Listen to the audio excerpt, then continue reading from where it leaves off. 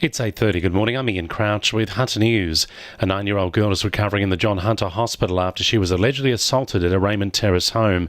The girl was unresponsive and had allegedly suffered bruising when she was taken to hospital on Monday. A 28-year-old man faced court yesterday charged with assault occasioning actual bodily harm. He's entered a plea of not guilty and has been remanded in custody to face court again next month. Police are also looking into claims the girl consumed food laced with an illicit drug and may have been given non-prescribed medication. Maryland residents have been left without working streetlights for more than a month, with Ausgrid failing to rectify the issue. Despite numerous attempts by affected locals to have the situation resolved, the electricity giant has yet to respond, prompting local MP Sonia Hornery to get involved.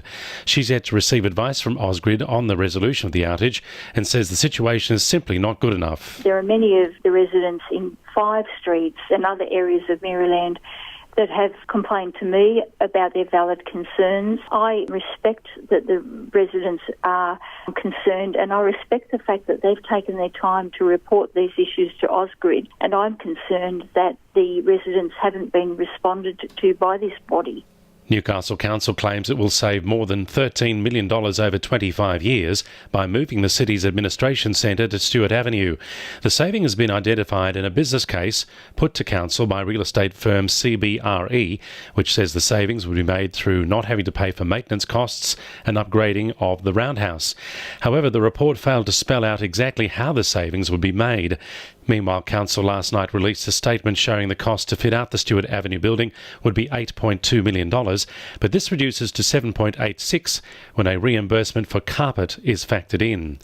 Swansea Community College will see emergency relief funding restored if federal Labor wins government next month. In the last financial year, the centre's emergency relief program has supplied 500 Lake Macquarie and Newcastle residents with vouchers for groceries, pharmaceuticals and Meals on Wheels deliveries, as well as Opal Card and petrol vouchers. The organisation was unsuccessful in the latest round of emergency relief funding, which amounts to $190,000 over 5 years. Shortland MP Pat Conroy says the area needs these sorts of localised services. Those organisations don't have the same place-based approach that the Swansea Community College has. So if you're suffering from a big financial shock and you need emergency relief and you live in the East Lake Macquarie area, it's a lot easier to get to Swansea than it is to get to Sydney or to the heart of Newcastle to get help. And so these cuts are really draconian.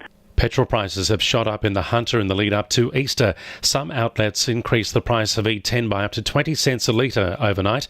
The NRMA says a global increase in the price of oil is to blame, and it's just a coincidence the top of the price cycle has occurred only days before the Easter break. The Fuel Check website shows the BP at Hamilton South has the cheapest E10 in Newcastle at 133.7 cents a litre. Mayfield's popular Super Strike bowling alley will close tomorrow after 56 years of operation.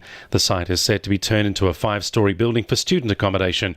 General Manager Graham Cox has told NBN News the centre has held a special place in the hearts of Novocastrians. One of those places, I think, in Newcastle, if you've been a long time local in Newcastle, you would have at some point been in here, whether it be as a child or now as an adult with kids.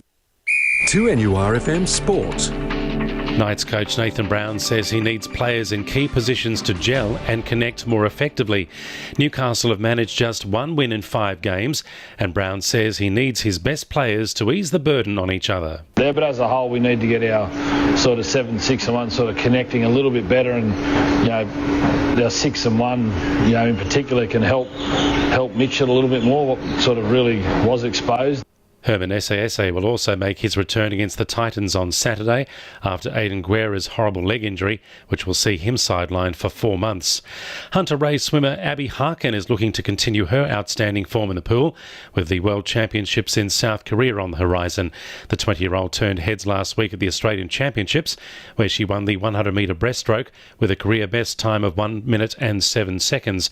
Harkin is now looking to qualify for the World Championships in July. And in the Northern New South Wales NPL, Edgeworth Eagles coach Damien Zane praised the work of Will Bauer in their 4-0 win over Adamstown on Saturday night. The 19-year-old attacker was praised for a high work rate and winning the ball back in key areas. The Eagles are in first place after 6 games with 4 wins, a draw and a loss. And the winning numbers in Oz Lotto are 12, 9, 36, 22, 40, 21 and 6, and the supplementaries are 27 and 2. 2NURFM News Time, 25 to 9.